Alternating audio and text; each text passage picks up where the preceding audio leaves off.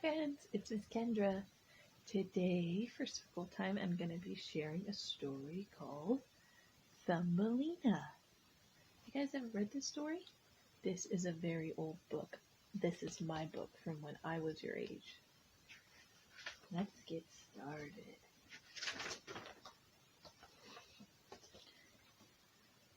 Once there was a tiny girl. She was sweet and pretty and no taller than your thumb. So Thumbelina was her name. Every night, Thumbelina slept in a bed made from a walnut shell with a violet petal mattress and a rose leaf coverlet. Every day Thumbelina played in a small garden where she rowed her tulip petal boat from side to side on a tiny lake.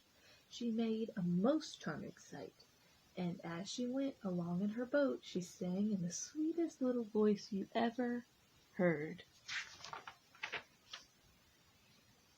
One night, as Thumbelina lay sleeping in her pretty bed, a great ugly toad came hopping by and saw the lovely maiden.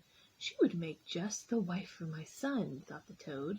So she snatched up Thumbelina and hopped back to her home in the muddy bank of a brook. She put the sleeping Thumbelina on a watery lily leaf. In the morning, when poor Thumbelina woke up and saw where she was, she cried most bitterly. The big green leaf had water all around it, so she could not possibly escape. The little fishes that swam in the water below heard Thumbelina crying. They had caught sight of the ugly mother toad and knew what she had in mind, so they swarmed around the tough green stalk that held Thumbelina's leaf and gnawed it through with their teeth. Then, with Thumbelina on it, the leaf floated down the brook, far from the toad and her son.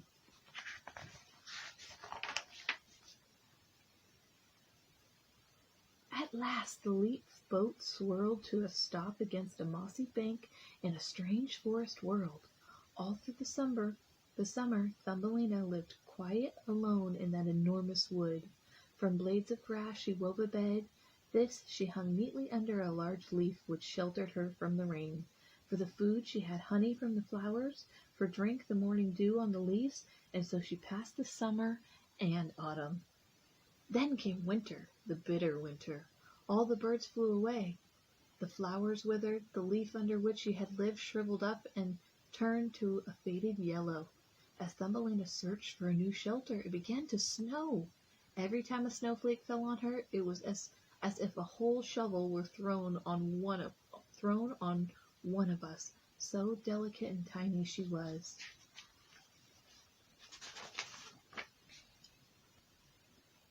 At last, on the fringe of the wood, she came to a field mouse's door.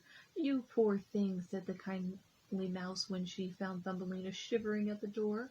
"Come into my warm room and have a bite with me." The mouse took a liking to Thumbelina at once and invited her to stay for the winter.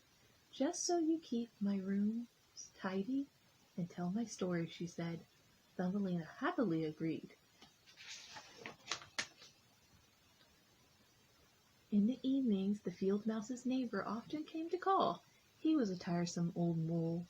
"But his house is even snugger than mine," the mouse said, "and he wears such a lovely black velvet coat. If only you could get him for a husband, you'd be well off indeed." Thumbelina had no intention of marrying the mole.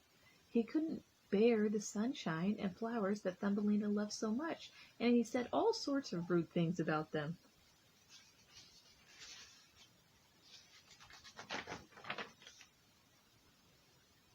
One day, in the long passage to the mole's house, Thumbelina found a bird. It was a swallow, numb with cold and almost dead. She wove a fine blanket of hay for the swallow and covered him with it. She brought him water and the petal of a flower and took care of him all winter long. When she was not caring for the swallow, Thumbelina spent her time spinning and weaving with the help of some spiders, for the tiresome mole had proposed to her, and the mouse decided they should be married soon. Poor Thumbelina! She grew sadder and sadder as the wedding day drew near. She would have to say goodbye to the sun and the flowers, since the mole did not care for them. When the spring arrived, Thumbelina opened a hole in the roof of the passage, and the swallows swept out into the sunshine. How happy the swallow was to be free! Thumbelina watched him with tears in her eyes, for it was her wedding day. "Come with me, Thumbelina," begged the swallow, for he could not bear to have her marry the mole and live forever underground. "We shall fly away to the warm countries where it is always summer and there are lovely flowers." "Yes," cried Thumbelina, "I will come with you." She climbed onto the bird's back and tied her sash firmly to his feathers. Then the swallow flew high up into the air, over lakes and forests, over mountains of everlasting snow. At last they reached the warm countries where grapes grew on sunny walls and oranges ripened in groves. The swallow flew on. They came to an ancient palace of shining marble, which stood among green trees beside a blue lake. Here the swallow flew down with Thumbelina.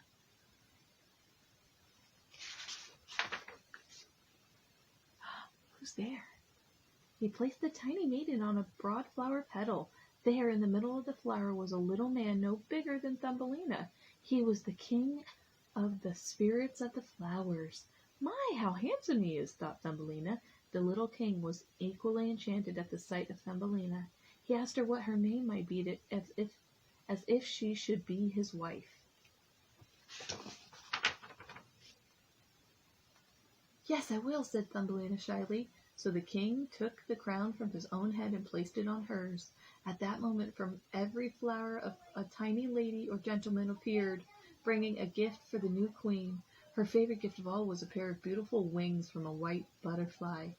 These were fastened to her back so that she could flit from flower to flower. Such rejoice there was, and flying close to the happy couple was the swallow, who sang for their happiness with all his loving heart. The end. That was Thumbelina. The next story I want to share with you guys for story time is called Pigs in Love.